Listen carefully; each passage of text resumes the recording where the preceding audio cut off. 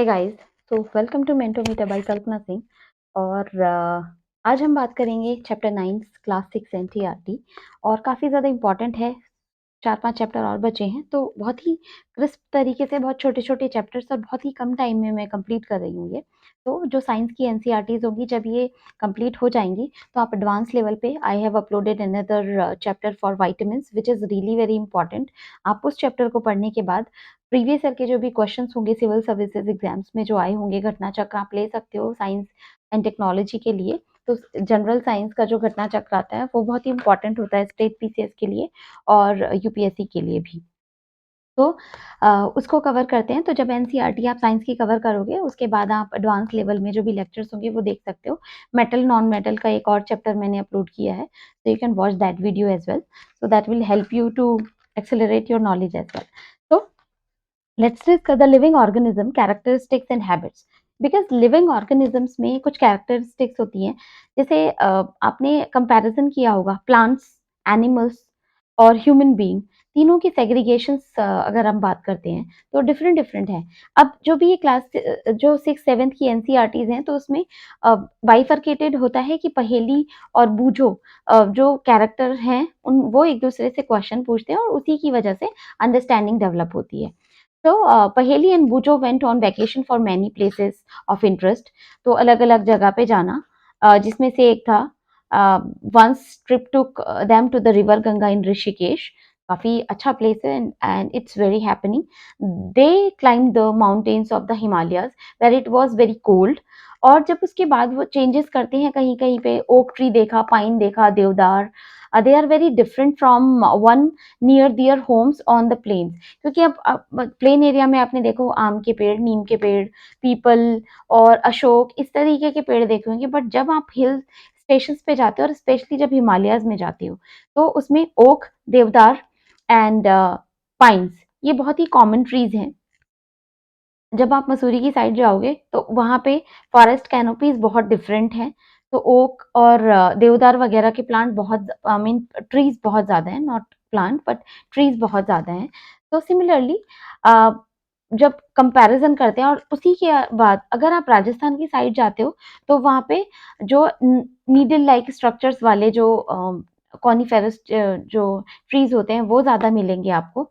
और vegetation different different होती है, उसी के अकॉर्डिंग वहाँ का जो वेदर होता है उसी के अकॉर्डिंग वहाँ की वेजिटेशन होती है। So they collect different kind of cactus plants from the trip.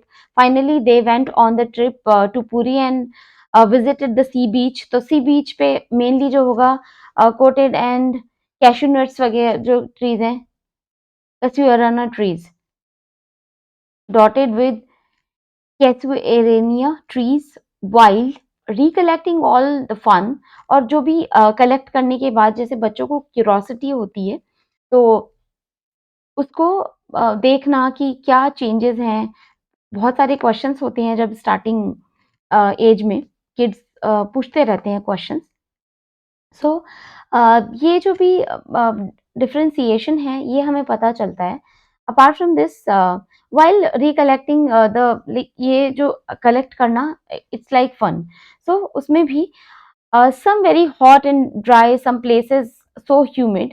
So yet all them had many organisms, living creatures of the various kinds of, and they try to think of places on earth where there are many not to be living creatures. Bujo thoughts of places near his home, inside the houses. He tried the cupboards. He had thought that there may not be any living organisms here, but the found one tiny spider in the cupboards. Outside the home to there did not seems to be any place he could think of that did not have living creatures, जिसमें से कुछ living creatures हैं। कहीं कहीं पे अलग अलग, जैसे सी बीचेस में जाओगे अलग टाइप के ऑर्गेनिजम्स मिलेंगे आपको। आप अगर डेजर्ट एरिया में जाते हो तो अलग टाइप के ऑर्गेनिजम्स मिलते हैं, हिल स्टेशन पे अलग टाइप के ऑर्गेनिजम्स मिलते हैं। So Paheli started thinking and reading about far places. She reads the people have even found teeny living organisms in the opening of volcanoes. तो वहाँ से जो निकलते हैं बहुत छोटे-छोटे टिनी, और बहुत सारे ऐसे ऑर्गेनिजम्स होते हैं जो कि आप अपनी नेकेड आई से नहीं देख सकते हो। You need to use the microscope, then only you will be able to see those organisms. So organisms and the surroundings where they live, it is the discussion in between Paheli and Buju. So इनका discussion जब चल रहा होता है, आपने देखा होगा desert में कैमल होता है, and the mountains had goats and yak. Puri में देखा था क्रैब्स वगैरह हैं बीचेस पे, क्रॉल करते रहते हैं।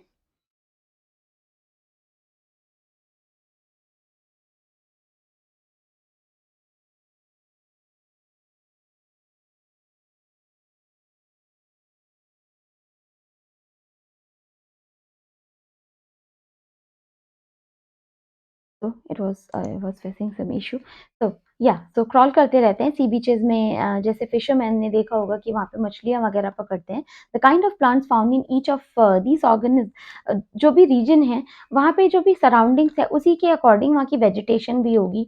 वहाँ पे जो भी एक्टिविटीज़ हैं, वो दी गई है कि फॉरेस्ट ड्वेलिंग से आप डिफरेंट प्लेसेस पे विज़िट कर रहे हो, तो बच्चों को ये एक्टिविटीज़ दी जाती है, जैसे वैकेशंस पे जा रहे हैं बच्चे।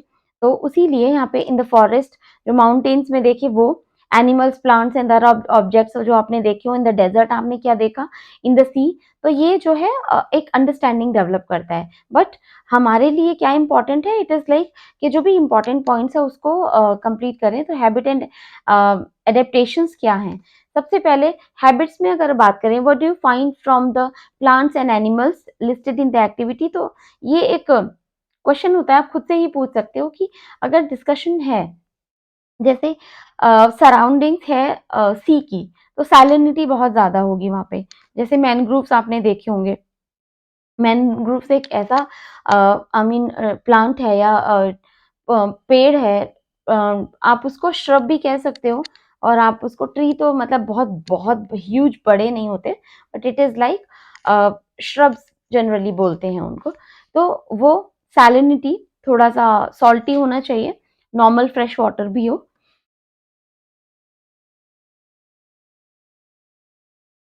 तो उस टाइप का जो है organisms होते हैं। And there is very little water available in the desert. It is very hot in the daytime and very cold at night in the desert. So the animal and plants of the desert living on the desert soil and breathe air from the surroundings. तो जो भी surroundings है, जैसे camel है, तो पानी को store कर लेता है अपने वाटर बैग में, और फिर काफी दिन तक वो बिना पानी पिए भी रह सकता है। So the sea and deserts are very different surrounding, and we find very different kind of plants and animals in these two regions. सी और डेजर्ट दोनों में ही बिल्कुल जमीन आसमान का अंतर, आप कह सकते हो कि दोनों में जमीन आसमान का अंतर होता है। Similarly the excrete small amount of urine, their dung is very dry। अगर बात करते हो इनके जो जैसे कैमल की बात करोगे अगर, तो काफी लंबे होते हैं, और जो भी dung dry, so they do not sweat, तो पसीना बिल्कुल भी नहीं आता उनको। And since camel lose very little water from their body, they can live for many days without water, और एक वाटर बैग भी होता है, इसलिए भी वो धीरे-धीरे अपने उसी वाटर को कंज्यूम करके सर्वाइव करते हैं डेज़र्ट एरिया में। ये जैसे राजस्थान का जो एरिया है, गुजरात का कुछ रीजन है, कुछ रीजन पाकिस्तान में भी है डेज़र्ट का। तो कच्छ, जो रन ऑफ कच्छ है, काफ़ी बड़ा एरिया है। तो इसीलिए जो उसको शीप ऑफ डेज़र्ट भी बोला जाता है, कैमल को। तो there are so many kind of fish, but do you see that they all have something common about their shape? All ones shows that they, जिनकी भी स्ट्रीमलाइनिंग जो बॉडी है वो डिफरेंट ही है। फिश का जो स्लीपर लाइक स्ट्रक्चर होता है, एंड स्लिपरी जो भी स्केल्स होती है उसकी, तो वो फिसलन जैसा, और बहुत ही ज़्यादा स्टिकी सा बॉडी वो होता है, मतलब स्किन लेयर होती है। अगर आपने फिश को कभी टच करके देखा हो, गिल से वो जो है ऑक्सीजन को अंदर लेती हैं, और उसी से ब्रीदिंग का जो भी पूरा प्रोसेस होता है। तो कैमल का यहाँ पे डिटेल वो दिया हुआ पिक्चर, जिसमें कि जो काँटे वाले जो पेड़ होते हैं उससे उसकी जो पतली लीव्स होती हैं, इवन काँटे भी खा लेते हैं कैमल्स। तो उसी से वाटर कंज्यूम करते रहते हैं, और उसी से उनका सर्वाइवल चलता है। All of these variety of organisms we find that they have certain features that helps them in living the surroundings in which they are normally found. तो जिस एरिया में वो पाए जाते हैं उनका एडेप्टेशन, उनका फूडिंग हैबिट, उनका जो रहने का जो तरीका होता है एनिमल्स का, उसी तरीके का हो जाता है। अगर आप टेरिस्ट्रियल हैबिटेट की बात करोगे, जैसे एग्जाम्पल लोगे आप grassland, desert, forest and coastal areas हैं, माउंटेन्स हैं। तो जैसे आपने टेरेस्ट्रियल में तो वो होते हैं जो कि वाटर और लैंड दोनों पे मिल जाते हैं। तो the habit proves food, water, air, shelter and other needs and several kind of plants and animals live in the same habitat. The plants and animals that lives on land and said to be live in terrestrial habitat, बहुत सारे examples हैं, grassland, desert हैं, coastal mountains. On the other hand, the habit of plants and animals that lives in water are called aquatic animals. तो जो कि water में रह सकते हैं, सिर्फ उनको एक्वेटिक एनिमल बोला जाता है। Otherwise these are terrestrial animals which are living in forest, grassland, desert, coastal and mountain regions, तो उनको टेरिस्ट्रियल एनिमल बोला जाता है। Lake, river and oceans are some examples of aquatic habitats. And जो भी पानी में रह सकते हैं, जैसे आपने अब एक्वेरियम को तो ऑफ कोर्स मतलब एक्वेटिक तो होते हैं वो, लेकिन वो आर्टिफिशियली जनरेटेड होता है।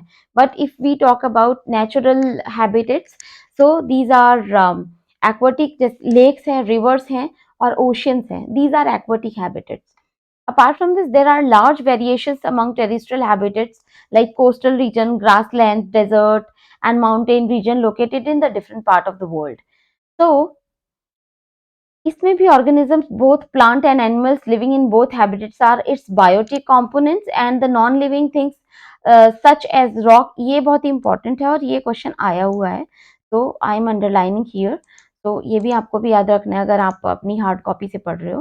तो living in habitat are its biotic components, the non-living things such as rock, soil, air and water in the habitat constitute its abiotic component are sunlight and heat, biotic and abiotic components. तो of course that is abiotic component because living things नहीं होती हैं. So we know that some plants grow from seeds. Let's look at the some abiotic factors and their effects on seeds as they grow into young plants.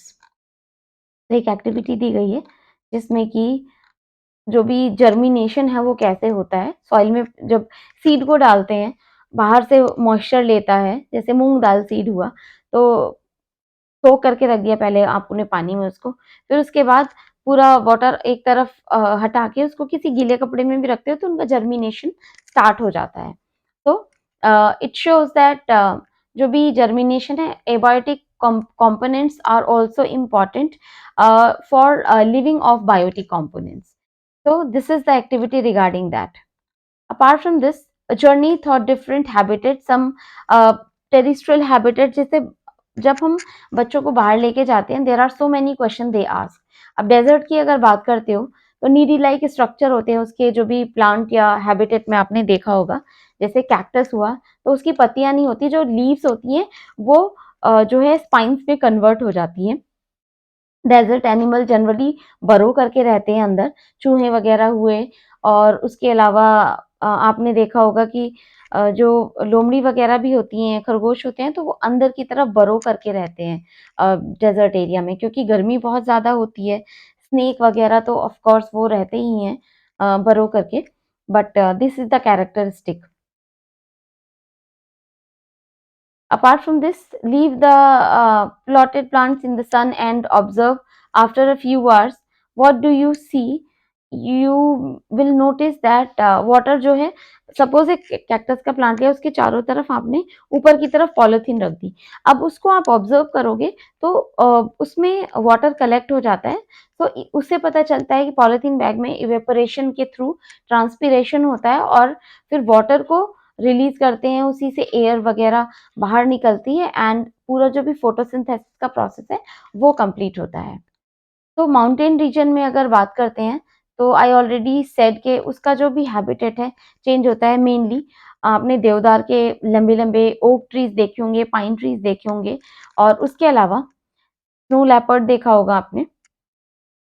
Picture में, movies में भी, और वैसे जब आप हिल स्टेशंस पे जाते हो भी याक देखे होंगे बहुत सारे, जैसे आप शिमला वगैरह में तो जनरली फोटो सेशंस के लिए भी रहते हैं। Apart from this, snow leopard, yak and mountain goat, जो कि बहुत ही फर होता है उनके ऊपर, और फर इसलिए होता है कि फैट की एक तो लेयर जमा होती है उनकी स्किन के नीचे।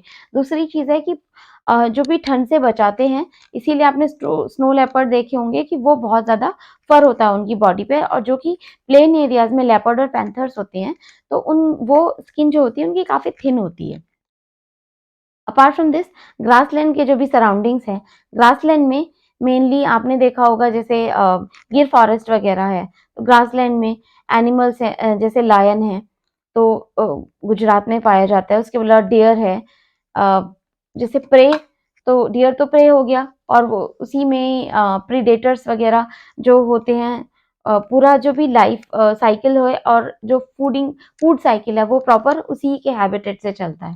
हम एक्वाटिक हैबिटेट्स की अगर बात करते हैं, ओशंस, ओशंस में जितने भी एनिमल्स होते हैं या ऑर्गेनिजम्स होते हैं एक्वाटिक हैबिटेट में, जैसे ओशन, लेक्स, तो वो गिल्स से जनरली, जैसे फिश होती है गिल से जो है सांस लेती है। Apart from this, there are some sea animals like dolphin and whales that do not have gills. They breathe in air through blow holes, nostril से आगे की तरफ नॉस्ट्रिल्स होते हैं तो उससे जो है सांस लेती है, because whale is an it is mammal, जो स्तनधारी बोला जाता है हिंदी में, तो मैमल्स होते हैं, वेल्स को मैमल बोला जाता है और मैमल्स की कैटेगरी में आते हैं। Apart from this pond and lakes, उसमें आपने देखे होंगे बहुत सारे एक्वाटिक प्लांट्स हैं जो भी फ्लोट करते रहते हैं, कुछ जो है पॉन्ड की या फिर उस वाटर बॉडी की तली में लगे रहते हैं, या वहीं से रूट वगैरह फिक्स रहती है उनकी।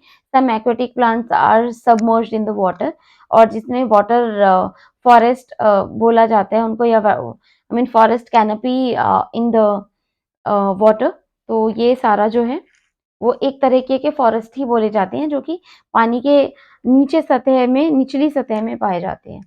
Apart from this, some aquatic plants are submerged in the water. All part of such plants are underwater. Some of these plants have narrow and thin ribbon-like leaves, and these can bend in the uh, flowing water. Submerged होते हैं, leaves भी होती हैं उसमें, and वहीं पे ही अपना पूरा हैबिटेट, और जो भी सनलाइट वहीं से पहुंचती है वाटर के अंदर पेनिट्रेट होके, और उसी से पूरा फोटोसिंथेसिस का जो है प्रोसेस कंप्लीट होता है।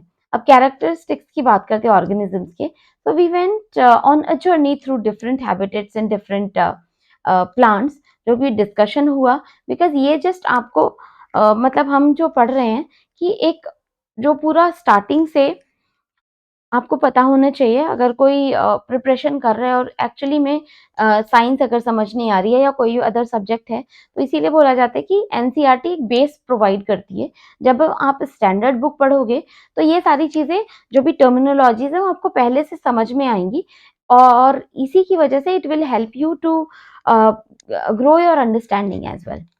तो this helps to understand that. और यहाँ पे जितने भी ऑब्जेक्ट्स हैं सारे, और उसी के बीच में जो भी डिस्कशंस है, तो पहेली एंड बूजो का कॉन्वर्जेशन दिया हुआ है, एंड टेबल, चेयर, स्टोन और कॉइन आर नॉट अलाइव, और उसी में जो डिस्कशन है, चाहे कैट, डॉग्स, जितने भी animals, monkey, squirrel, insects and many other, these are living organisms. तो उसका डिस्कशन है दोनों का differentiation, and you are wonderful a full example of a living being, and what characteristics do you have which make you different from non-living things? सबसे पहले एक तो breathing activity, locomotion, I mean एक जगह से दूसरी जगह तक इजीली जा सकते हो। तो do all organisms need food? तो चैप्टर 1 और चैप्टर 2 में ये चीज हम लर्न कर चुके हैं, food and how essential it is to for the animal, कैसे बॉडी को ग्रोथ में जो है फूड इंपॉर्टेंट होता है। Do all organism show growth? So that is of course, जैसे एक कुर्ता आपने लिया 2 साल पहले लिया है, जो भी चीजें, जो आपकी बॉडी में जो चेंजेस होते हैं, शोज द ग्रोथ, और वो कुर्ता आपको छोटा हो जाएगा। या सिमिलरली अगर आपके बच्चों को आप जो क्लोथ 2 साल पहले दिलाए हो आपने और पहनाए हो, तो उसमें जो भी बॉडी ग्रोथ होती है तो वो छोटे हो जाते हैं। That is like just a layman example of growth. Do all organisms respire? Of course. So we can live without breath. Can we live without breath? Answer होगा no. When we inhale, the air moves from outside to the inside of our body, and when we breathe out, the air moves from inside and body to out. पूरा respiration होता है. पहले हम सांस ले रहे हैं, बहुत तेज से सांस ली, फिर हमने सांस को अपना जो भी ब्रीदिंग किया उसके बाद रिलीज किया, सो एक एयर बाहर निकलती है. तो इस पूरे जो प्रोसेस को in general term it is called respiration. And we breathe out carbon dioxide produce in this process. Cow, buffalo, dog, a similar human being as well. So this is the whole process of respiration, and respiration is very necessary for all living organisms. It is through respiration that the body finally obtains energy from the food it takes.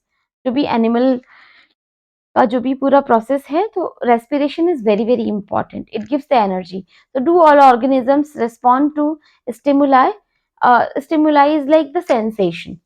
So आप अगर जैसे नंगे पैर चल रहे हो, तो आपको कुछ भी लग जाता है तो फ़ील होता है। गरम सरफेस है तो आपको जैसे पैर जलने लग जाएँगे, धूप में अगर निकलोगे, तो दैट इज़ कॉल्ड स्टिमुलस। आपको हाथ में चोट लग जाती है, तो आप फ़ील करोगे, that is called stimulus. So this is all example of the stimuli या stimulus. And living organisms excrete करते हैं of course, so that is like urine and stool pass करना। तो ये जो भी पूरा प्रोसेस है, that is happening in animals, human being, चाहे dog, cat हो, buffalo, human being, bird. So ये सारा जो भी प्रोसेस है वो excretion का प्रोसेस होता है. Apart from this, do all organisms reproduce their own kind? Of course. So animals reproduce their own kind. The mode of reproduction may be different in different animals. So जैसे आपने सुना होगा egg laying animals and जो कि बच्चे देते हैं वो. So there are thought eggs. Some animals give birth to the young ones, and plant also reproduce like animals. Plant also differ in their mode of reproduction. Many plants reproduce through seed, and other plants produce like germination के through reproduction होता है. So do all organisms move? The answer is all living organisms move. But अगर आप जैसे, क्योंकि locomotion होता है एक जगह से दूसरी जगह जाने में, तो of course all organisms move. But here there are some discussions. So the various ways in which animal moves, the way move for one place to another and also show the body movements. What about plants? Do they also move? Plants are generally encroached in soil, so they do not move from one place to another. Animals move करते हैं और plants move नहीं करते. So this was all about the discussion और उसका जो भी life span है. When there then is life, and what is the life of पूरा जो भी discussion है, life is beautiful, and push your hand, keep inside a sack of wheat. Do you find it warm inside? There is some heat begin produced inside the sack of wheat. The seed respire and in that process give out some heat. तो ये पूरा process चलता है, and ये पूरा जो भी respiration उसके बाद एक्सक्रीशन पूरा प्रोसेस चलता है, और उसी की वजह से लिविंग ऑर्गेनिजम्स जिंदा रहते हैं. There are few keywords: adaptation, aquatic habitats, biotic components, excretion, and growth, habit, living, reproduction, respire, and stimulus. So these are new words. अगर आपने नहीं पढ़े, ऑफ कोर्स ये बहुत जनरल वर्ड्स हैं, 6th क्लास के बच्चों के लिए थोड़ा सा न्यू होता है, but we are graduates and we can understand that better. तो समरी है इसकी, few points are there, so just remember those points, which is really very important. So the surrounding where plants and animals lives is called the habitat. Several kind of plants and animals may share the same habitat, क्योंकि आपने देखा होगा forest में अगर हम लोग जा रहे होते हैं तो वहाँ पे एनिमल भी होते हैं, प्लांट भी होते हैं, हम लोग भी वहीं पे घूम रहे होते हैं. तो एक पूरा combined abiotic and biotic both components are making the whole ecosystem. The presence of specific features and habitat which enables a plant or an animal to live in a particular habitat is called adaptation. So there are many types of habitats. However, these may be broadly grouped as terrestrial on the land and aquatic in water. So these are different habitats जो कि दोनों में रह सकते हैं। Amphibians बोला जाता है उनको, जैसे फ्रॉग पानी में भी रह सकता है और बाहर भी रह सकता है। There is a wide variety of organisms present in different habitats. Plant, animals, microorganisms together constitute biotic components, and rock, soil, air, water, light, temperature are some of the abiotic components of our surrounding. Living things that have certain common characteristics. They need food, they respire, excrete, respond to their environment, reproduce, grow, and show movement. So these are the characteristics of living organisms. So this is the like all about chapter 9 and the living organisms. I hope things are clear to you. So till then, take care and please share and subscribe the channel also. Thank you so much. Bye bye.